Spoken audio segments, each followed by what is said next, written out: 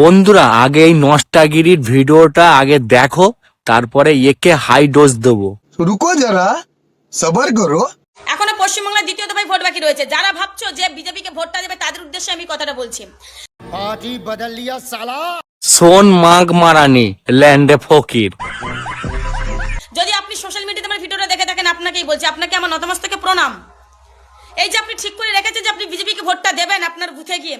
আচ্ছা ভাবুন তো, আপনি বিজেপিকে ভোট দিলে পাবেনটা কি? সোন পোদ মারানি ল্যান্ডে ফকির। তোদের মতো অশিক্ষিতর বাল থাকলে আমাদের ওয়েস্ট বেঙ্গল গাদার গাড়ি চলে যাবে সাগা মারানি। বিজেপি তো 12 বছর দেশের ক্ষমতায় বসে রয়েছে। কত বছর? 12 বছর। 1 বছর নয়, 2 বছর নয়, 5 বছর নয়, 10 বছর নয়, 12 বছর। অর্থাৎ আরো 3 বছর হয়ে গেলে 15 বছর সম্পূর্ণ হবে। আচ্ছা 12 বছর ক্ষমতায় বসে থেকে নরেন্দ্র মোদীর দ্বারা আপনি কি উপকৃত হয়েছেন? कैसे कैसे लोग रहते हैं यार यहाँ पर।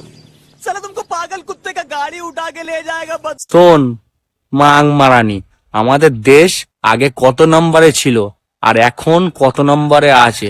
শালা অশিক্ষিতর বাল। এবার আপনি বলবেন যে বিজেপি ক্ষমতায় এলে আমরা হিন্দুত্ব রক্ষা করতে পারবো। আচ্ছা হিন্দু বিপদে আছে এই কথাটা কে বলেছে তোমাদেরকে? কে বলেছে? বরং বলো যে বিজেপি দেশের ক্ষমতায় বসে থেকে হিন্দুদেরকে বিপদে ফেলে দিয়েছে। সোন পোদ মারানি হিন্দু খাত্রে মে, সেটা শুধু আমাদের ওয়েস্ট বেঙ্গলে, আর কোথাও নেই। শালা পোদ মারানি। না হলে নরেন্দ্র মোদী হিন্দু, অমিত শাহ হিন্দু, অর্থমন্ত্রী হিন্দু, রাষ্ট্রপতি ম্যাডাম হিন্দু, উপরাষ্ট্রপতি ম্যাডাম হিন্দু, অর্থাৎ বিজেপির পুরো কেন্দ্রীয় ক্যাবিনেটটা হিন্দুতে ভরে গেছে। নরেন্দ্র মোদী কি করেছে আমাদের দেশের একটা বাচ্চার কাছে জিজ্ঞেস করলেও সে বলে দেবে। কেন বলেন? আসলে বিজেপি চাইছে হিন্দুই বিপদে পড়ুক, তাই সাবধান।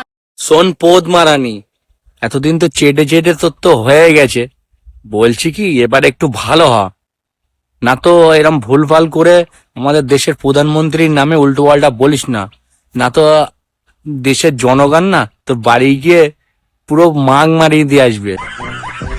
কোন নন্দীগ্রামের নষ্টাগিরি, जो राम का नहीं हो वो किसी काम का नहीं हो। जय श्री राम।